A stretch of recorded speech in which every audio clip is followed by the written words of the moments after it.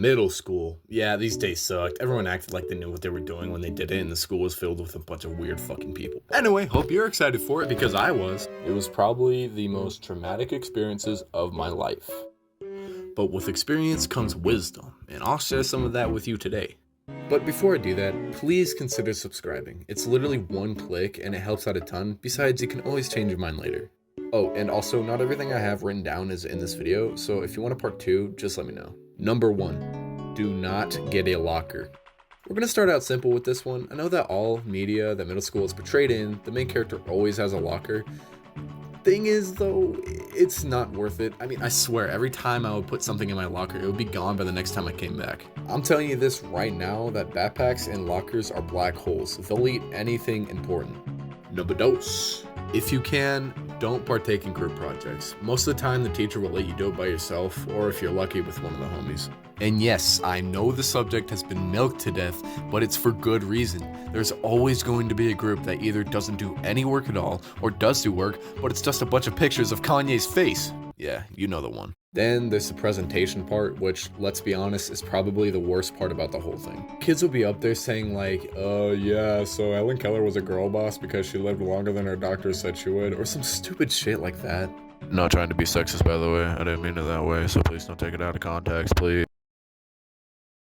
Now, PE was a different situation. I could make a whole video on this class, but some random dude named Chip Flake already did, so I'll just keep it simple for now. Now, I was a pretty athletic kid back in middle school. I played a lot of soccer. Yeah, if you want a video on that, please, like, let me know down in the comments. Instead of leaving a thumbs up emoji, that would be very nice. Thank you. So I knew how to play kickball pretty well. Oh, but guess what? That didn't come in handy because we would always play dodgeball. Okay, maybe I would have liked PE better if I wasn't always on the losing side, but FYI, I was always on the losing side. And living in a high desert, the heat was terrible at the end of the year. And when it was cold outside, we would play in the school cafeteria. You know, where we eat lunch. Nothing like eating a nice sweaty cheese sandwich after your first run. While we're on the topic, let's talk about lunch. Look, on the first day, you gotta find a table to sit with people you'll actually talk to, because if you don't, you'll be one of those weird kids sitting outside on the bricks with no one who wants to play with the recess. Now, luckily, I found a group of kids to hang out with. Shout out to the boys, Andrew, Kai, and my homie who I still talk to this day, Corey. Now, as you go into the year, no matter if you're the quiet kid, the weird kid, or the chill kid who sits at class all day watching Let's Give It Out on his Chromebook, drama will always find you. And people will always have beef with you, even if you didn't do anything wrong. And FYI, all drama in middle school leads to fighting. Okay, I know that not all drama leads to fighting, but you can go shut up now. Now, when you fight somebody, you gotta know how to do it. Like, watch that one guy on the tutorial teach you how to jab, punch, and get people into a chokehold. Because when I got into my first, I fumbled so bad. The guy got my forearm first, and because I was distracted from the pain in my forearm, he got me in the stomach, and you probably can already tell what happened. I fell to the ground and nearly threw up.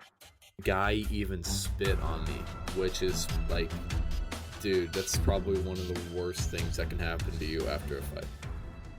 So, did I go for a rematch? Did I get my revenge? Did I train day and night, get green boxing gloves, and turn bald? I need you to do what Buster Douglas did. Buster Douglas started fighting back. Nope, I just let it be. Oh, brother, this guy stinks! Honestly, that was the best thing I could have done in my situation, because losing the first fight was alright because I didn't start it, but if I started another fight with him and lost that, I would have lost everything. My girl, the fake friends, everything. So yeah, I let him walk on me like that. I know, guys, I know. Laugh it up, laugh it up. Recently found out, though, that he got sent to juvenile hall. So I guess I won this time, sucker. So the last thing I wanted to touch on was this. Popularity is a myth. Sure, maybe it was different in the 80s, but now everyone just kind of keeps to themselves. Every group of friends is a gang in disguise, and to survive in high school, you gotta be street smart, to the equivalent of hall smart. And you, and to those people who already went through middle school, likely learned that then. So here's what to take away. 1. Don't bother with a locker. 2. Avoid group projects like the plague. 3. Be prepared to either really like PE or really hate it. 4. Find a loyal group of homies who will have your back in every situation. And 5. Drama will come to you whether you want it to or not, so learn how to fight. As bonus, 6. Always remember that no matter how bad it gets, no matter how many fights you lose, no matter how many shorties use you for your money, it will eventually get better. People say that for a reason.